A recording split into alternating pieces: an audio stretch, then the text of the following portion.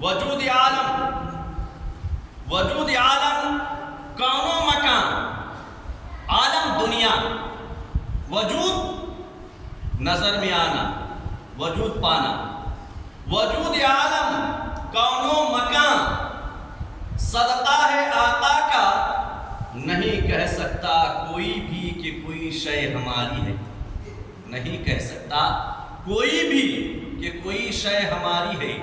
یہ زندگی ملی تو نبی کے صدقے ہے، یہ آپ کا ہاتھ ہے تو نبی کا صدقہ ہے، یہ آنکھ میں نبی کا نور ہے، زبان میں قوت گویا یہ تو نبی کا صدقہ ہے، ہاتھ میں پکڑنے کی طاقت ہے تو میرے نبی کا صدقہ ہے، قوت سماعت اگر آپ کے پاس ہے تو میرے نبی کا صدقہ ہے، سونگھنے کی سماعت، سونگھنے کی طاقت اگر ہے تو یہ بھی نبی کا صدقہ ہے، چلنے کی پیر میں طاقت ہے تو یہ بھی نبی کا صدقہ ہے، گفتگو کرنے کا انداز ہے، بولنے کی طاقت ہے، نبی کا صدقہ ہے، آپ کما رہے ہیں نبی کا صدقہ ہے، آپ کے پاس گھر ہے میرے نبی کا صدقہ ہے، آپ کے پاس چلنے کی طاقت ہے نبی کا صدقہ ہے، آپ کے پاس بنگلہ ہے میرے نبی کا صدقہ ہے، آپ کے پاس زر دولت مکان دکان ہے، ساری چیزیں میرے نبی کا صدقہ ہے، ساری چیزیں نبی کا صدقہ ہے، آپ کے پاس اولاد ہے نبی کا صدقہ ہے، آپ کے پاس آل ہے نبی کا صدقہ ہے، گویا کہ اس نیل کو آسمان کے نیچے اس دھرتی کے اوپر جتنی بھی چیزیں بندوں کے پاس ہے، جتنی بھی اشیاء ہے، یہ ساری کی ساری چیزیں آمینہ کے لال عبداللہ کے نور نظر ساری کائنات کے سردار احمد مختار کا صدقہ ہے، ساری چیزیں نبی کے صدقے میں ملی ہے۔ تو وجود عالم کون و مکان صدقہ ہے آقا کا، وجود عالم کون و مکان صدقہ ہے آقا کا، نہیں کہہ سکتا کوئی بھی کہ کوئی شے ہماری ہے، نہیں کہہ سکتا کوئی بھی کہ کوئی شے ہماری ہے، اور محبت ٹوٹ کر کرنا، محبت ٹوٹ کر کرنا، نبی کے نام پر مٹنا،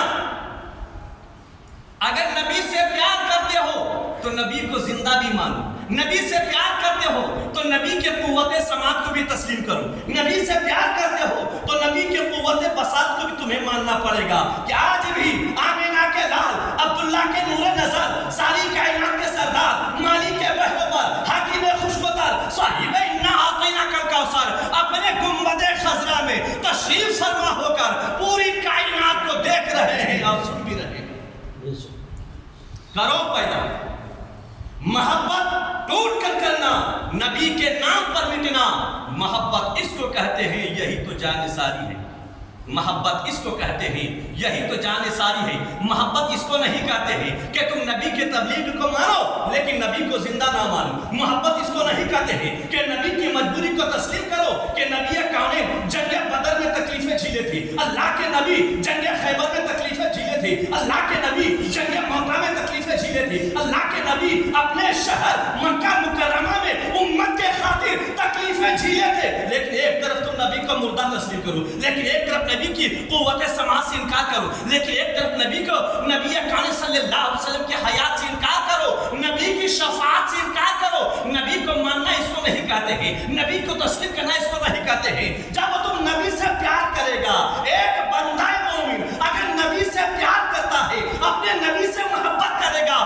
تو قسم رب کعبہ کی برکات منبر رسول سے ذمہ داری کے ساتھ بولے گا کہ جو نبی کی سے پیار کرے گا اپنے نبی کو زندہ تسلیم کرے گا، جو نبی سے پیار کرے گا اس کا یہ عقیدہ ہوگا کہ گنبد خضرا سے آمینہ کے لال اپنے دیوانوں کی آواز کو سن رہے ہیں، گنبد خضرا سے آمینہ کے لال اپنے پروانوں کو دیکھ رہے ہیں، محبت اس کو کرنا کہتے ہیں۔ اس لیے شاعر نے کہا ہے کہ محبت ٹوٹ کر کرنا، نبی کے نام پر مٹنا، محبت اس کو کہتے ہیں، یہی تو جان ساری ہے۔ اور کرو پیدا ہر ایک دل میں، کرو پیدا ہر ایک دل میں نبی کے عشق کا جذبہ، کرو پیدا ہر ایک دل میں نبی کے عشق کا جذبہ، یہی تبلیغ مذہب ہے، یہی تو دینداری ہے، یہی تبلیغ مذہب ہے، یہی تو دینداری ہے۔ نبی کا دل میں محبت پیدا کرو اور محبت رسول کا پیغام پہنچاؤ، دنیا کے کونے کونے میں نبی کی محبت کا پیغام پہنچاؤ، ہر ایک کو کہو کہ تم آمینہ کے لال سے محبت کرو، اپنے نبی سے پیار کرو، اس انداز سے پیار کرو کہ میرے نبی جیسے کل زندہ تھے، آج بھی زندہ ہیں، صبح قیامت تک زندہ رہیں گے۔ آمینہ کے لال گنبد خضرا میں تشریف فرما ہو کر پوری ہوئی زمین کے کائنات میں بسنے والے دیوانوں کی آواز کو سنتے ہیں اور نبی دیکھ رہے ہیں۔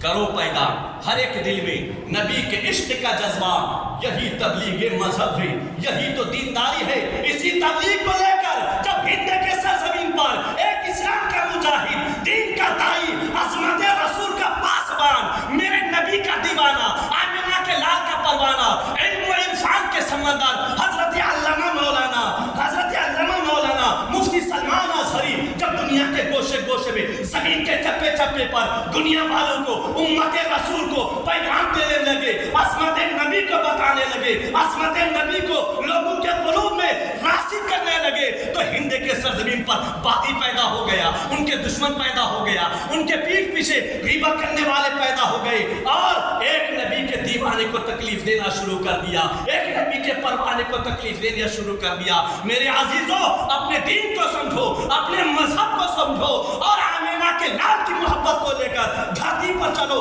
اللہ کے سامنے سر کو جھکاؤ۔ قسم رب کعبہ کی، جب دل میں عظمت نبی ہوگا، محبت نبی ہوگی، تو قسم رب کعبہ کی، نہ تمہیں نمرود پریشان کر سکتا ہے، نہ حامان کی طاقت چلے گی، نہ فرعون کی طاقت چلے گی، نہ شداد کی طاقت چلے گی، نہ قارون کی طاقت چلے گی۔ شرط یہ ہے کہ نبی کی غلامی صحیح طور پر اختیار کرو، نبی کی محبت اپنے قلب و جگر میں صحیح طریقے سے بساؤ، اسی میں کامیابی، فلاح اور بہبودی ہے۔ درود پاک پڑھیں، اللہم صلی علی سیدنا شفیعنا حبیبنا مولانا محمد بارک وسلم، صلو علیہ الصلاۃ والسلام علیک یا رسول اللہ۔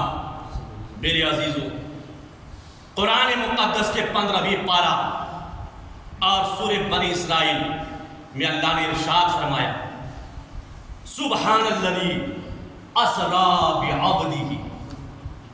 سبحان کا پاک، پاک،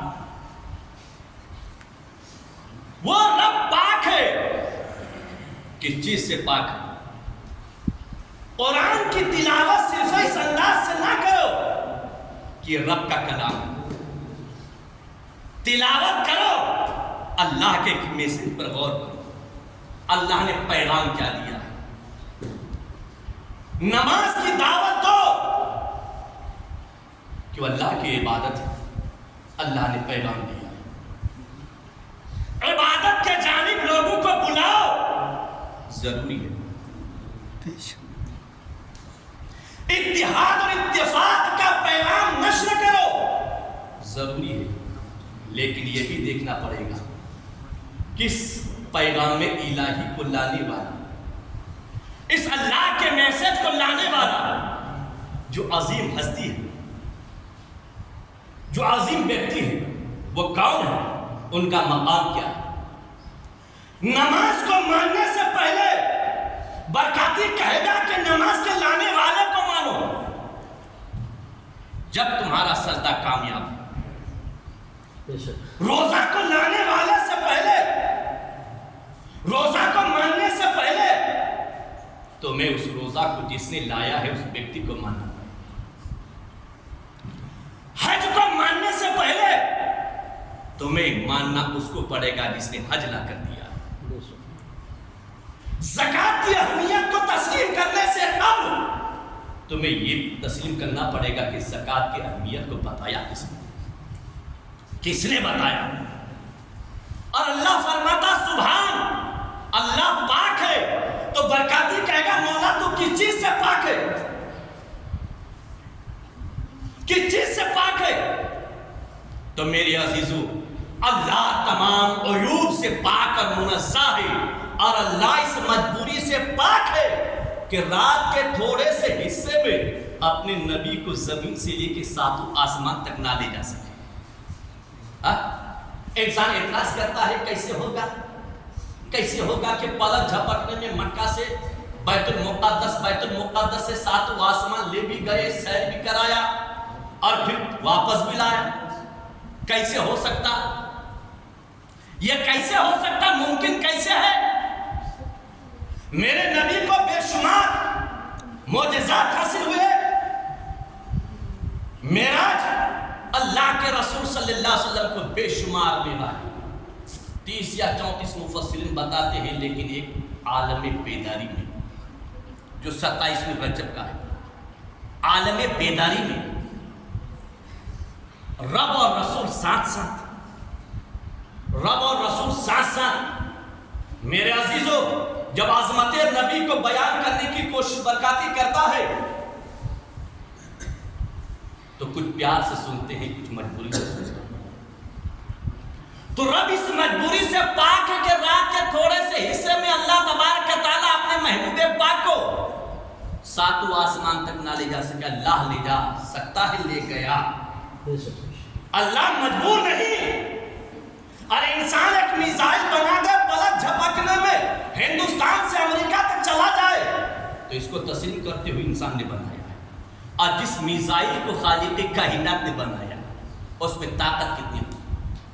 سبحان اللہ اسرا، پاک ہے وہ رب جس نے سیر کرایا اپنے بندے کو، اسرا بعبدہ لیلا من المسجد الحرام، لیلا لیل، لیل مینس رات، رات۔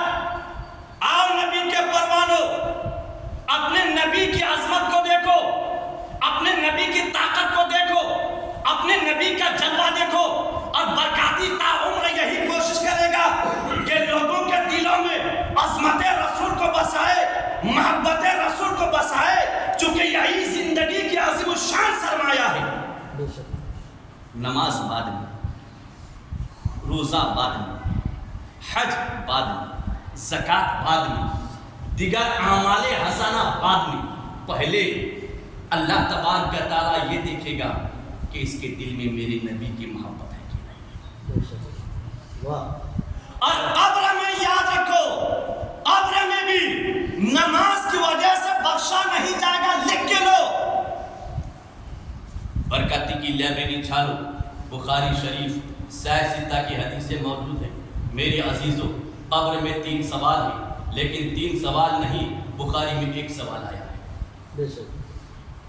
ما تقول فی حق هذا الرجل، کیوں؟ نہ نماز کے سوال میں کامیابی قبر کی ہے، نہ دین کے سوال میں کامیابی قبر میں۔ اگر قبر میں کامیابی ملے گی تو نبی کی محبت میں، کہ تو نبی کو کیسا مانتا تھا؟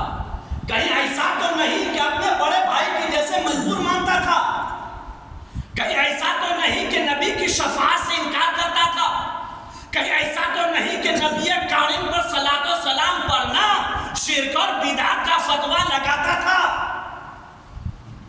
کہیں ایسا تو نہیں کہ میلاد النبی کو منانے میں شرک اور بدعت کا فتویٰ عائد کرتا تھا اور اسی کی تبلیغ تو زمین پر نشر کرتا تھا۔ کامیابی محبت نبی میں، قبر میں محبت نبی۔ میرے عزیزوں، تو قبر میں محبت نبی پر کامیابی۔ ما تقول فی حق هذا الرجل، اس شخص کو کیا مانتا تھا، کیسا مانتا تھا؟ نبی سامنے چلوا پا رہا۔ ہر دیوانے کے نبی میں قبر میں تشریف لائیں گے، ہر پروانے کے قبر میں آمنہ کے لال تشریف لائیں گے، ہر پروانے کے قبر میں سامنے چلوا پار ہوگی۔ ارے قبر میں نبی کا دیکھنا ہی امت کے لیے معراج ہے۔ سبحان اللہ۔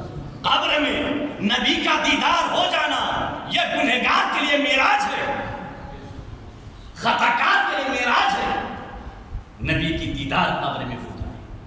میرے عزیزوں، اس لیے کہا گیا کہ جنت میں جانے کا ارادہ ہو کر تمامی کا، جنت میں جانے کا ارادہ ہو کر تمامی کا، تو گلے میں ڈال لو پٹا محمد کی غلامی کا، گلے میں ڈال لو پٹا محمد کی غلامی کا۔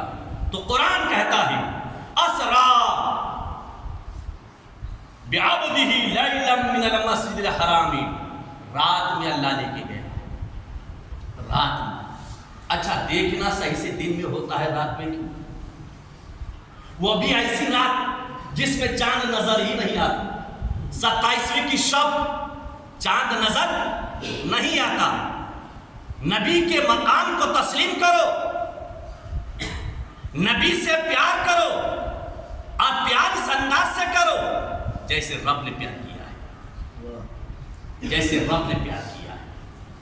رب نے کہا میرا نبی زندہ ہے، تم بھی زندہ مان۔ رب نے کہا کہ میں نے اپنے نبی کو ما کانا وما یکون کا علم دے دیا۔ میرا نبی غیب کا علم بتانے میں بخیل نہیں۔ پتا چلا کہ اللہ تعالیٰ تمام علوم اللہ رب تبارک تعالیٰ اپنے حبیب کو علم غیب دیا، اور اس کو ماننا، رب کے کلام کو ماننا، رب کے کلام کو ماننا۔ آج پوری دنیا اسی کو نکالنے کے لیے پیچھے لگ گیا ہے، چاہے وہ قانونی طاقت ہو، وہ حامانی طاقت ہو، وہ طاغوتی طاقت ہو، وہ شدادی طاقت ہو، وہ نمرودی طاقت ہو، وہ فرعونی قوت ہو، سب کے سب اس کے پیچھے لگا ہے کہ آج جتنے کلمہ پڑھنے والے ہیں ان کے دلوں سے محبت نبی کو نکال دو، اور جس دن عظمت نبی نکل جائیں گی، بھارت میں یہ مجبور محض بن جائے گی۔ ان میں کوئی دم نہیں رہے گا، ان میں کوئی خم نہیں رہے گا۔ اس کو ہم جدھر موڑیں گے ادھر موڑے گا۔ آج یہ اس وجہ سے اپنی جگہ پہ کھڑا ہے کہ اس کے دل میں آمنہ کے لال کی محبت کام کر رہی ہے۔ اسی محبت رسول کو لے کر جب میرا راجہ، بھارت کا راجہ، میرا خواجہ سرکار غریب نواز ہند کے سرزمین پر تشریف لائے، ایک ہی دن میں 90 لاکھ کو اللہ کے سامنے جھکا دیا۔ بے شک سبحان اللہ۔ ایک ہی دن 90 لاکھ۔ تو رب تبارک تعالیٰ نے اپنے محبوب کو رات کی تاریکی میں لے کے گیا۔ میں پوچھنا چاہتا ہوں مولا دن بھی کیوں؟ رات میں تو کچھ دکھتا ہی چلے، وہ بھی 27ویں کی رات، 27ویں کی شب، جس میں کچھ نظر نہیں آتا۔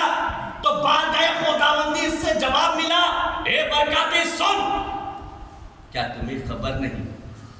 کیا تمہیں خبر نہیں؟ ارے چاند میں جو روشنی ہے وہ کس کے صدقے میں ملا ہے؟ چاند میں جو روشنی ہے وہی میرے نبی کا نور ہے۔